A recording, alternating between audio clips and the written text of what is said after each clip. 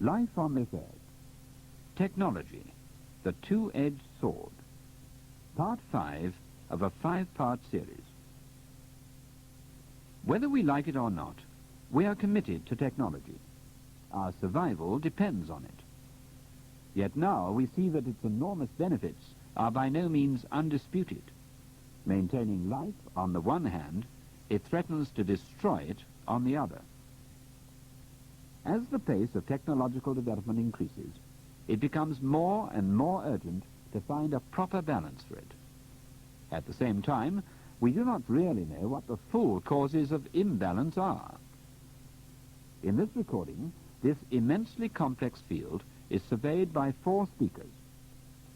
Dr. Alexander King, Director General for Scientific Affairs with OECD, the Organization for Economic Cooperation and Development; Idries Shah, writer and Middle Eastern authority with interest in cultural and scientific affairs; Professor Dennis Gabor, winner of a Nobel Prize for Physics in 1971; Professor Jorge Sabato, physicist and one-time manager of the Argentinian Atomic Energy Commission.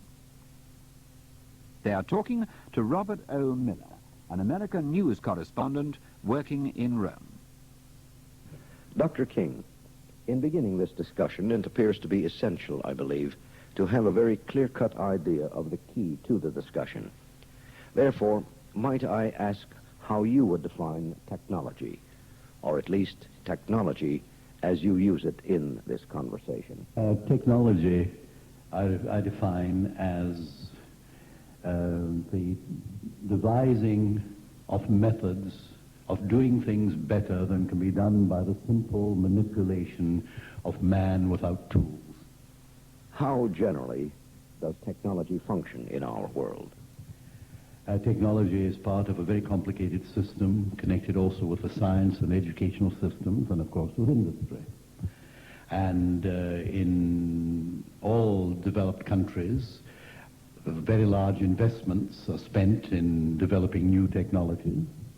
The spectacular examples of the American space problem may apply to technologies which are purely those of national prestige. On the other hand, the invention of the steam engine at the beginning of the Industrial Revolution is a simple example of an economically stimulated technology.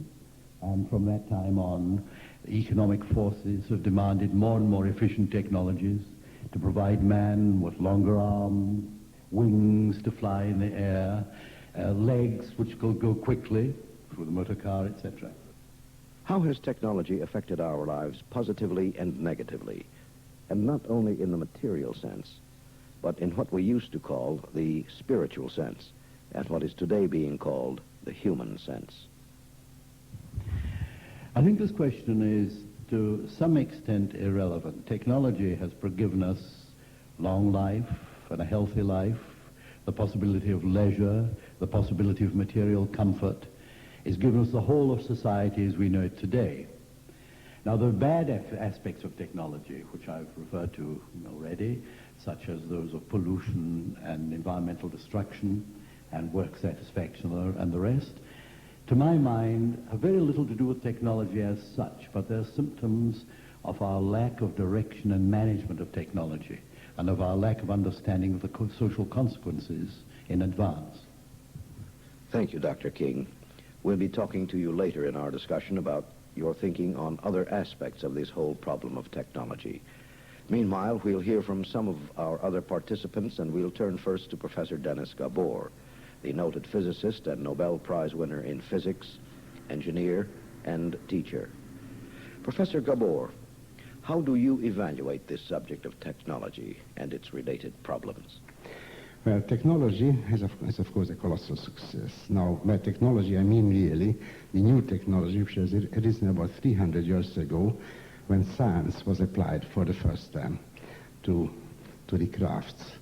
That was so around the middle of the 17th century, became conscious when the Royal Society was founded for the development of natural knowledge for the furtherance of the useful arts.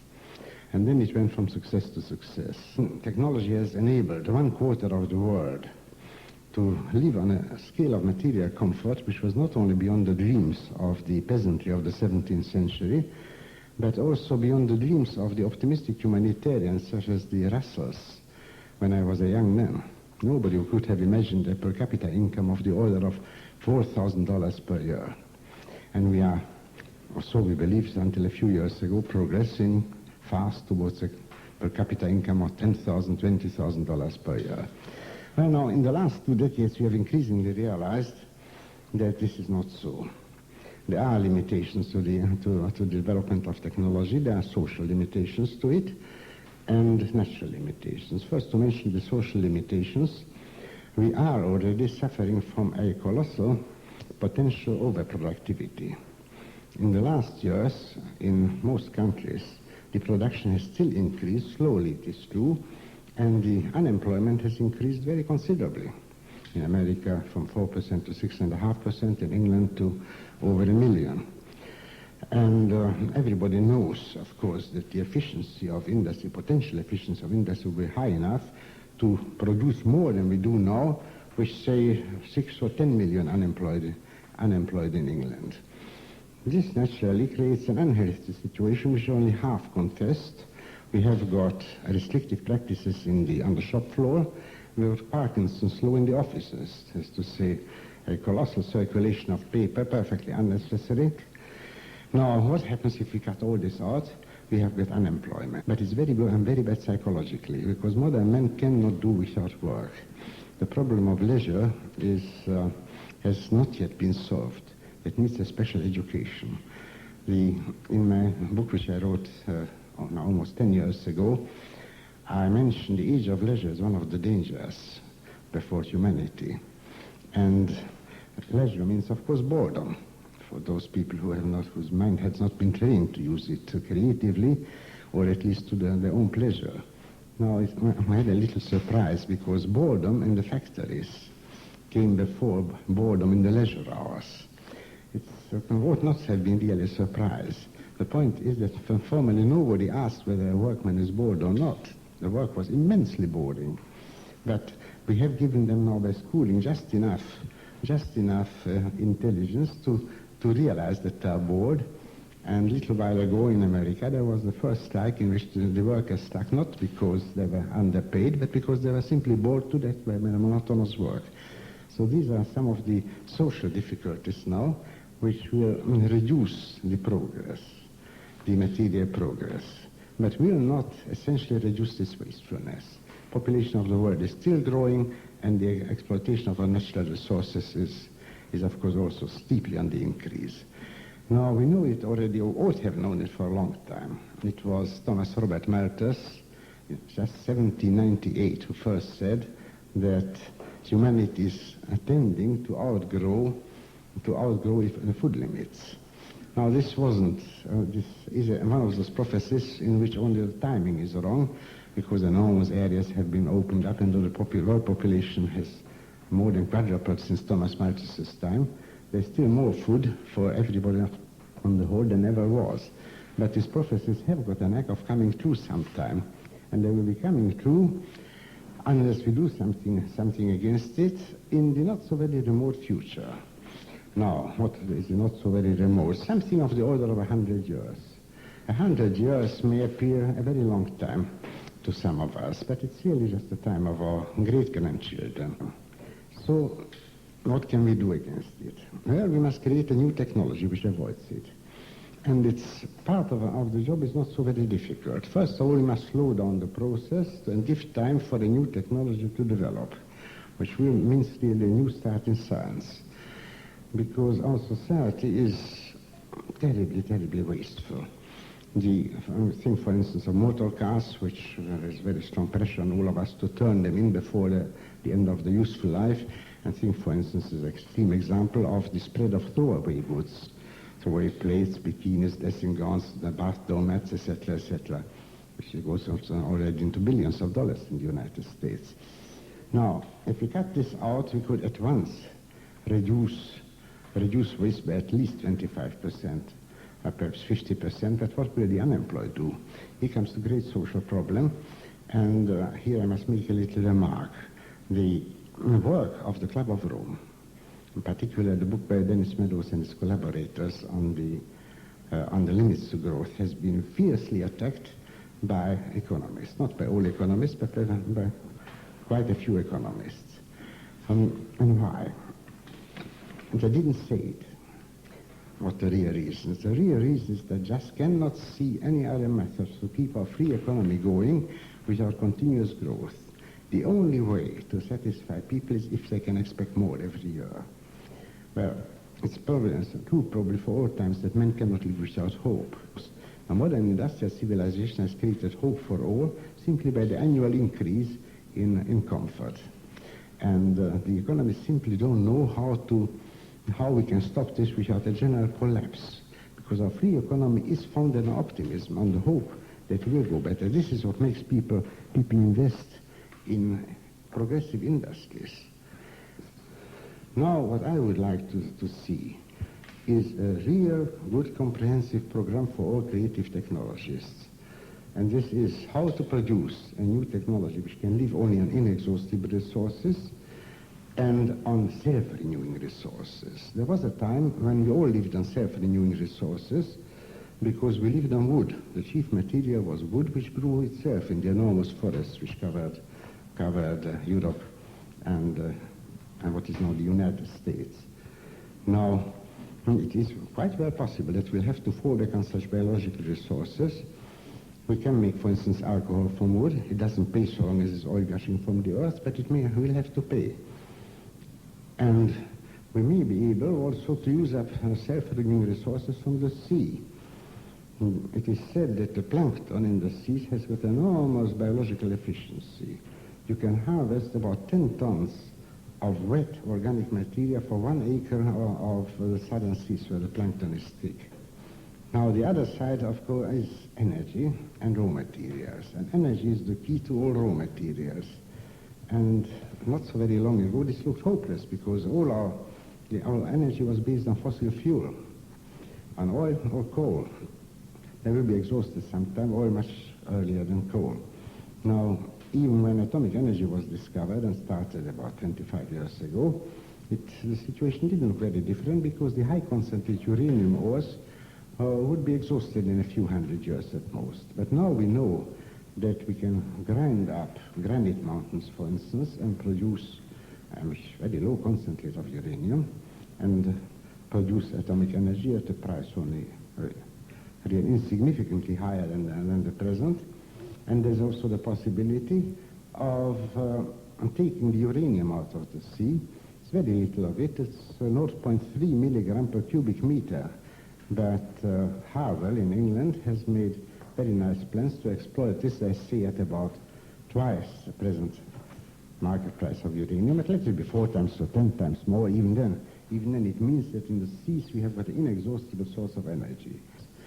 So what I would like to see is now to have a real good review of all the prospects, and then let science once again jump into the breach and say there is hope, even for a greatly increased humanity and a high level of amenity. Only we must mend our ways. We must use less wasteful methods, and we must use a new technology which is based entirely on inexhaustible and self-renewing resources. Professor Gabor, might we review very briefly some of the things which you have just said? Now, you speak of a new technology, and you have virtually defined it by saying that it should be a technology based on inexhaustible resources. Could you elaborate on this a bit more? Define this new technology with 1 or 2 additional examples of inexhaustible resources. Well, first of all, sun power is, of course, inexhaustible, but it doesn't pay economically. If there were no atomic energy, then sooner or later we may have indeed to exploit sun power. And sun power, incidentally, is so enormous that if the whole world consumed energy at twice the present rate of the Americans, it would be only 1/10,000th of the energy which is radiated on the Earth all the time. So that is inexhaustible. And incidentally, sun power is already the source of all our food, because photosynthesis is the basis how all organisms build up food. And there may be better methods of it. The plankton apparently is one of the most efficient methods, and then I could mention, of course, the methods of growing proteins on oil. So these are, and this is one of the inexhaustible resources, sunlight. But as I mentioned, atomic energy is also as good as inexhaustible, because more uranium is washed in the seas every year by the rivers than we could ever exploit. There is, of course, also a possibility of fusion energy, which also lives on the seas. It would take the heavy hydrogen, deuterium, out of the seas. And that's a possibility, but we need not count on it. Not so long ago, that was our only hope. It is not the only hope anymore. It's by no means impossible to realize in 30 to 50 years, but even without that, we have got inexhaustible source of energy. Now, as regards food, self-fertilization would be sufficient for about half the present world population. That's the way how we lived through almost to this century. Even at the beginning of this century in the United States, hardly any fertilizer, mineral fertilizers were used. And now we are using enormous quantities, something like, for instance, 10 million tons of phosphates every year and so on. And these will be exhausted sometime because they are mined.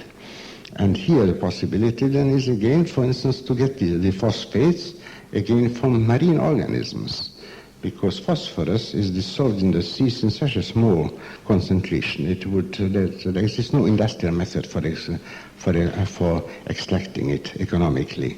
But marine organisms have got this astonishing property. They can concentrate phosphorus, they can concentrate sulfur and iodine, and we can make use of that. It's quite possible that, as some people have already foreseen, for instance, JBS Holding, that in the end the ocean will be our biggest source of food. Now, I want to mention here something which is very important. This is being reversed by competition, of course. And the great question before us is, can we reach a stable state without destroying competition, which was after one of the mainsprings of our industrial civilization? Competition brings out energies in our civilization. And and no organized system, no monolithic system such as the communist up to now reached the capitalist system in efficiency, which uses this. Yes, but at what a cost? Always at the cost that the worse drives out the good. The more wasteful method is usually cheaper. So we cannot therefore trust private industry to develop the non-wasting methods, and we have to rely on the wisdom of the state to direct them and to introduce, for instance, methods of taxation such that it shall not pay to pollute, it shall not pay to waste, and that the non-wasteful methods of production shall be the only ones which bring a profit. That way, I think it will be quite possible to go over to a stationary, what they call zero-growth society, without destroying the advantages which is now offered by using the best energy of the best people. If I may reinterpret this, Professor, would not what you have just said translate itself into self-discipline on the part of the human being, rather than fear on the part of the human being that technology will destroy us? Well, I'm afraid I wish I had a belief in self-discipline of human society. Malthus, in 1798, appealed to the self-discipline of people by restraining from getting children. And we know how unsuccessful this was, and will be unsuccessful in the future too, unless, for instance, new methods of contraception are given, which are, and in addition also a certain amount of self-discipline. No, self-discipline, I'm afraid, that is something perhaps for the second or the third generation from now. For the moment, what we need is discipline imposed by institutions and by the social system, but without dictatorship. This is really the essence of it. We must still maintain the advantages of our free society, and we must refute those who believe that a stable society is possible under a dictatorship. And can I ask you, in concluding our conversation here, Professor, to do two things. First, to list, if you can, as you have in the course of your talk just now, the advantages of technology, and second, the disadvantages of technology. Would you list each of these in the order that you think most important? Well, without technology, we would still be living in caves and hunting or perhaps gathering berries. And the humanity which would exist would consist of most of a few million people. And in addition, life would be brutish and short. Now, technology has made it possible for us to live in security. We are not plagued. Medical science, of course, also classes medical technology. Life has become agreeable. It has become long. It isn't brutish anymore because we've got thousands of years of civilization.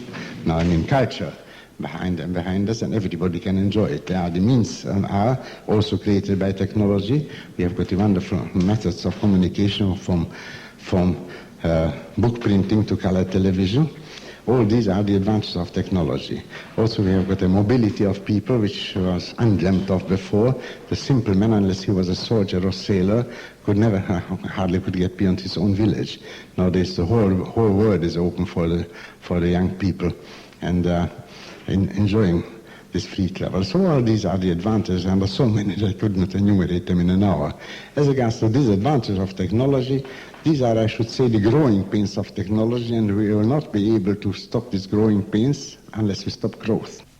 And as a final statement, Professor Gabor, are you optimistic that this limitation of growth will conquer technology, and man will be able to live in harmony with technology on this earth?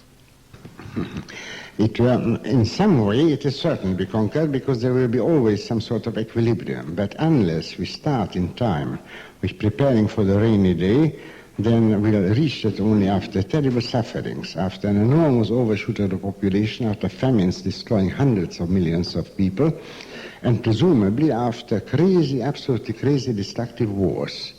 Because the bad nerves which this will create will almost certainly break out in wars. We have something like 30 small wars since the beginning, since the end of the last one. There will be a good many more, and who knows, maybe also a completely destructive war.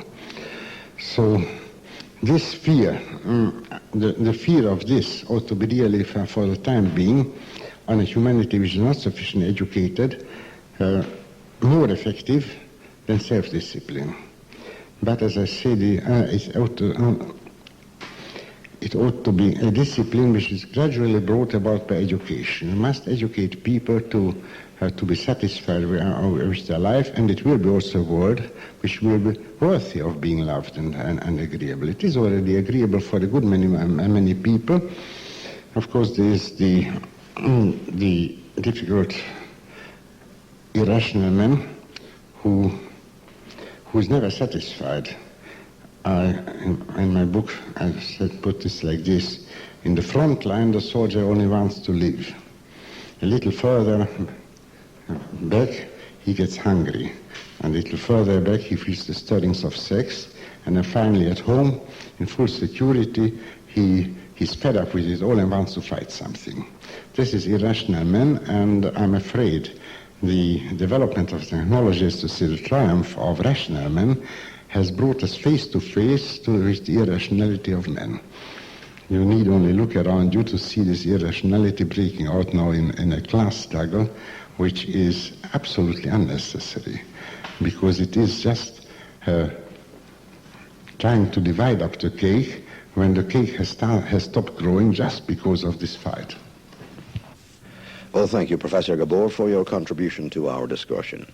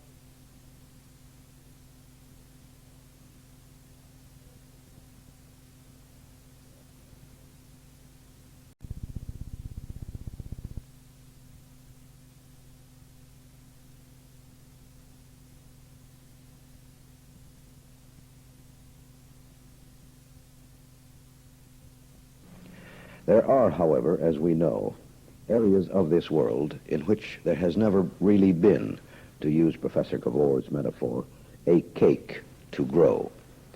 These, of course, are the underdeveloped or less developing areas of the world. The role of technology in these areas will be discussed by another physicist who was formerly the manager of the Atomic Energy Commission in Argentina, Professor Jorge Sabato.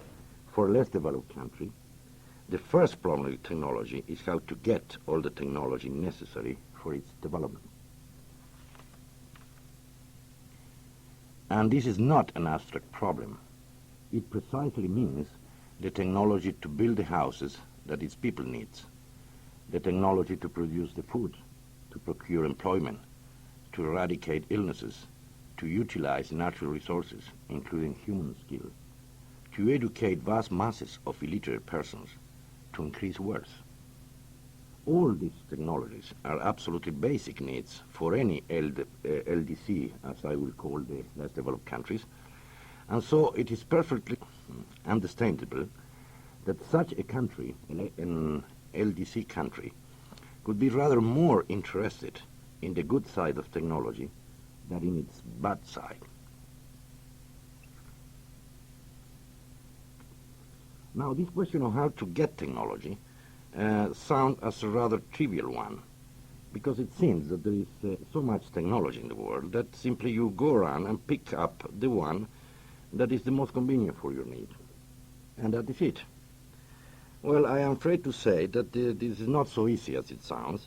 Technology is a commodity of commerce, and so it has a price, and frequently a rather high price.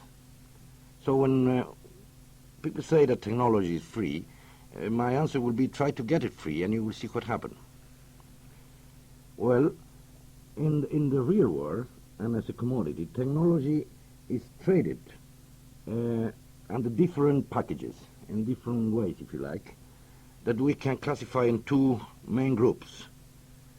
What is called embodic technology, and this is a technology contained in physical goods. For example, capital goods, when you buy a lathe or you buy a drilling machine, there is technology embodied in that machine. And in fact, you are buying that machine because it has technology in it. Now, another group, different to the embodied one, is the disembodied. It's a very funny name to call it, but this is the slang we use in this business. The disembodied technology is simply the know-how contained fundamentally in documents. For example, patents, designs, plans, diagrams, models, manuals, instructions, specification, technical reports, handbooks, etc. All these documents contains technology, and this is why you buy it. Or the disembodied technology can be contained in people. Is a funny, again, thing, because disembodied in a people means it seems to be exactly the opposite, but this is, again, a question of our own slang. When you get an expert or a technician or an engineer or foreman, any kind of person that has a skill that you are buying in the market or hiring in the market, this is the way that disembodied technology is traded. Of course, in real life, technology is presented as a combination of both groups. Nearly always you buy the package containing disembodied and embodied. For example, when you buy an oil refinery plant, there is embodied technology in the equipment of the refinery plant and disembodied technology in the necessary know-how for its assembly, operation, and so on. And you get it through the drawings, through the description, the manuals, and also the person that come to assembly the refinery oil, the oil refinery plant, and make an operation. The trade in technology, of course, is very active, first of all, between the developed countries themselves. The developed countries are the ones that are the real biggest producer of technologies in the world. They have a practical monopoly of production for obvious reasons. And their own markets are the most important in the commerce. say England, the most important market for technology developed in the United Kingdom is United Kingdom itself. And then Germany, United States, Russia, Japan, and so on, and vice versa. Let's analyze the role of seller and buyer. A seller comes from a DC country, a buyer is a member of a LDC country. Now the seller holds a quasi-monopolistic position on selling, not only because generally he's a great producer, but because he also has been able to transform the market where he sells in a captive market through patents. All the patent system in the world has been organized seen from the side of the producer of technology, not seen from the side of the consumer's technology. Now, another advantage of the seller is that he possesses almost perfect information of what he is selling. And in any deal, in any deal of any sort, the person who has more information has more advantage. It's when you try to buy or sell anything in your home, you are in the same condition. Now, another advantage for the seller is the marginal cost of what he exports, the technology, is very low, for a simple reason that he designed that process for his own market first, and then he's selling to other markets. One, he has, in a sense, paid for his development in his own country. So what is called the marginal cost of selling that piece of technology is rather low. So that apparently very simple question, how to get technology, is, as you see, it's not only simple, it's very complex, and really raise many other questions that I will try to go through. How to choose the right technology. So many times you are buying a technology that is already obsolete. You cannot see that because you don't have the knowledge to see that somebody is selling to you a technology being used today in the developed world, and you say, well, this is fantastic, I'm going to be up to date. Then you buy the technology, and you realize 6 months afterward that that technology already has been superseded by another one that was developed by the same fellow who was selling you the other one. Good. And also, it's another problem is the question of private interest against social interest. Maybe you as a buyer in an LDC are getting what you consider right technology, but maybe it's good for you, but not good for the country. Now, a very important question on this list of questions is not for a simple buyer now, but for a country as a whole. How much of technology must be imported and how much must be locally produced? To be able to import, you must have some expertise of your own in the production, so you can get a better deal in your operation. So there is no doubt that the LDC countries must move from the present situation of being net importer of technology to another position. Now, the another will be how much technology must be imported, how much technology must be locally produced. The balance between the two is the one that must be discussed and analyzed. And this leads us to the problem of what is a technology policy for a country. The concept of having a definite technology policy for a country is rather... so, as I say, it's a new problem. It's a lot of attention being paid now in different quarters of the world, a number of seminars, discussion, congress, and so on trying to understand what a technology policy is for a country, how establish a policy once you define what you like, and so on. So, as you can see, from the extreme position of the developed countries today of blaming technology of practically everything, you have the situation of the country needing badly technology for many, many things. And then you can understand that the attention of those countries must be, in the next few years, very much concentrated on how to get technology, how to control technology, and how to use technology for the benefit of the development of those countries. Thank you, Professor Sabato. Dr. King, may we turn once again to you at this point and continue on the problems of the less developed countries and ask you to comment on the question of the limitation of technology specifically in relation to these underdeveloped countries. It's a highly complex problem, and one which should not be seen in two black and white terms. There is certainly much need for further growth in many of the other underdeveloped countries.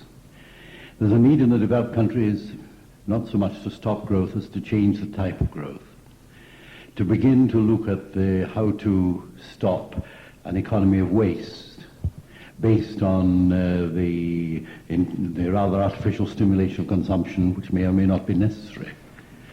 And I think there'll be if the general trends are finally accepted, there'll be a long time of transition with different kinds of industrialization based on renewable or inexhaustible resources in the developed part of the world, and with still a transfer of technology to the less developed world, so that there is a minimum decency level of life provided for these people. Without technology, the present world population level cannot be supported at any degree of affluence, or even at a minimum decent level. And it would sink into anarchy and decay, so that a degree of technology will always be required, and probably a more sophisticated technology. I don't see the limits of growth as indicating the end of technology, but the need for a better management of technology, a better planning of technology towards the longer-term ends of humanity, rather than in the rather unplanned, purely profit-inspired approach of today. All through our discussion here, we've been talking about technology as a being or an entity of itself, as though it had its own intelligence and its own motor force existing apart from man. We have obviously ignored the fact that technology is a process, a system, a methodology, if you will, that is definitely controllable by and at the command of man himself. And it is men and women, collectively and individually, by their own actions and pursuits, who create and manipulate this technology. This phase of our overall subject, particularly the men and women in technology, will be discussed by the eminent author and Middle East authority, Idries Shah. There's a lot of talk about scientists and technologists and people like that. And a tendency has arisen, because of the natural shorthand in which we talk, labels and so on, to think of this man as somehow different from ourselves. He's a man in a white coat, wearing spectacles, peering into a microscope, looking at test tubes. He's got cauldrons of things bubbling. He presses buttons. But this man, if you get to know him, is a human being like yourself. This man, or this woman, scientist, technologist, if you get to know him, reveals himself as a person, more often than not, deeply concerned about man. He's certainly concerned about his family and about himself, about his community, about his nation, and about the world. If it is his habit of mind from time to time to put these considerations aside in order to concentrate on some scientific problem, he is in fact not doing anything different from what you do when you stop thinking for a moment about your family or about your job in order to do some other thing. It is my experience that very few scientists in the East or in the West have become so dehumanized as not to think about the world. Now the scientist, as we see and we can all recognize, is a human being. We are all human beings, and the human being is alive and well and living on this planet. Very good. Another problem is that we tend to think in this shorthand about the West as the place where technology has developed. And because we think of it in that way, we tend to forget that the West has any heritage, call it spiritual, psychological, call it cultural, aside from this enormous increase in technology, this despoiling of the earth, this colonialism, if you like, this total exploitation. However, if you look at things a little more closely and get a little more context around it, you see that since the explosion of science in the Renaissance, since the West tended to take the path of development from the Middle Ages, since the West developed coherent systems of education of a very intensive sort in the Middle Ages, which incidentally it took from the Arabs in Spain, an Eastern people, there has been an underplaying of the spiritual and cultural heritage of the West, so that the impression has been gained that there is no heritage in the West. Now, of course, the reverse is the truth, as is very often the case in such matters. The question of virtue is one to look at. Now, in English, of course, the word virtue doesn't really always mean an ethic, something which people practice in a vacuum so that they go to heaven. In English, the virtue means the capacity of a thing as well as the merit of a thing. It means the merit. Now here the East and the West, the developed and the developing countries, are very much at one in their cultural heritage. The people in the West have never lacked, in spite of their wars, in spite of their technological explosions, in spite of their economic problems, they have never lacked for people who have this sense of merit and of virtue. And it is with many of these people that some of the most fruitful interaction of East and West has taken place. The West, I will admit, and the developed countries of the East and elsewhere have, in a sense, come full circle. They have arrived at the point where their development, as it were, has all but discharged its full potentiality. Evidences of this abound everywhere, especially in the healthier side of the interest in the literary, cultural, and spiritual heritage of the East and the West, particularly in the people of the developed countries. And it's interesting to see that this sort of interest is burgeoning in two apparently widely different cultures, both in Japan, for instance, and in the United States of America. I'm not talking here of the lunatic fringe of people, but the people who are deeply concerned and interested in man's heritage, in thought and behavior, in social organization, and what this means for us in the future.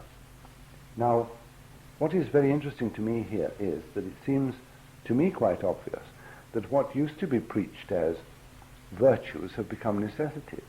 For example, restraint, abstaining from greed, concern for the other person, and for the environment, which are all in traditional teachings of some sort, to be a constructive and not a destructive person. These religious and ethical commandments can now be seen to have a practical and urgently necessary basis and application. This is such an important development that it can hardly be overstressed. It means no less than we have arrived again at the point of view where certain virtues, certain principles can be put into operation. How we put them into operation and on what basis we put them into operation may have a local and certainly has got a contemporary application. That is to say, instead of saying that a man must do something or not do something because of his immortal soul, we can represent it to him as that he may or may not do or not do this thing because of his immortal soul. But doing it or not doing it is distinctly related, linked and identified with his own welfare, human welfare, the welfare and future of life on this planet as we know it, and we can therefore bring to him in his own language, quite unmistakably, backed up by facts, supported by the consensus of many thinking people, the identity of traditional values with material survival values. As I say, how could there be any development which you can think of in the space of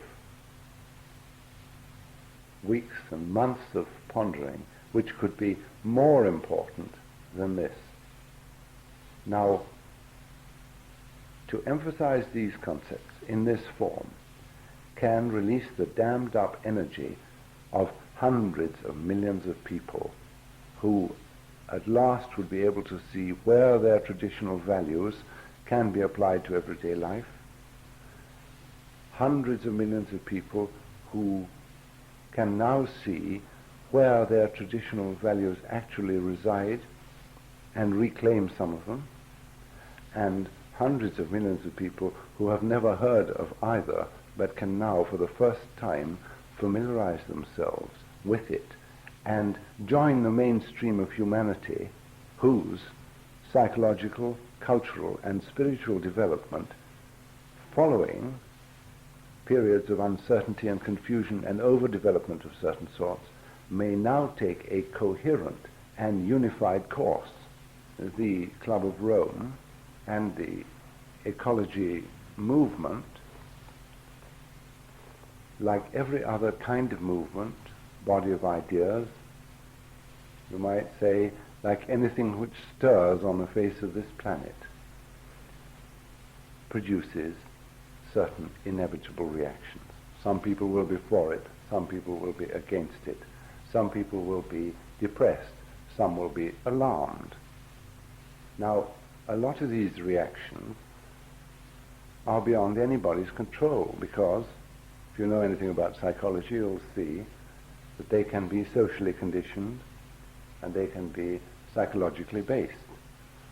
And a person who panics and gets alarmed at one thing may be in need of panic and alarm, in a psychological sense in need, and this is merely the exciting cause, as you might call it.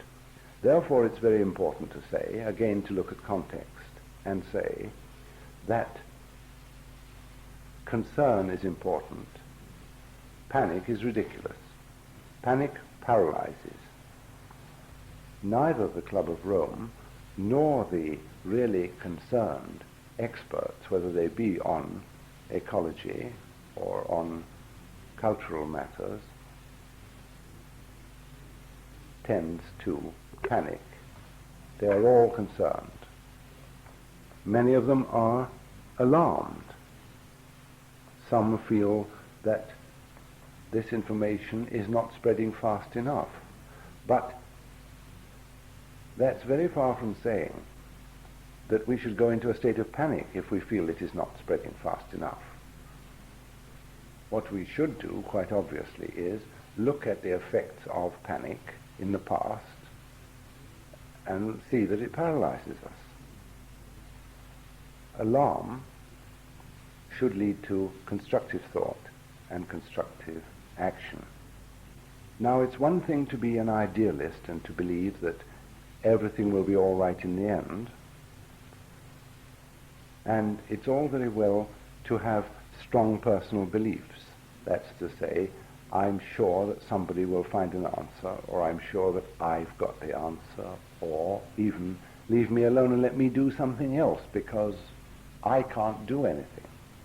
There's nothing wrong with idealism, but I like to believe that I, for one, just as one individual, have been able to go a little further than this, because I've spent a lot of time during the last few years in tapping opinion, talking to people, reading, writing, familiarizing myself with the situation, the ecological situation, the human reaction to the ecological situation, the reaction to what people think the Club of Rome and others are saying, the reaction of people to one another, and so on. And I think that it is now possible to say that there are enough people and enough countries, enough areas enough materials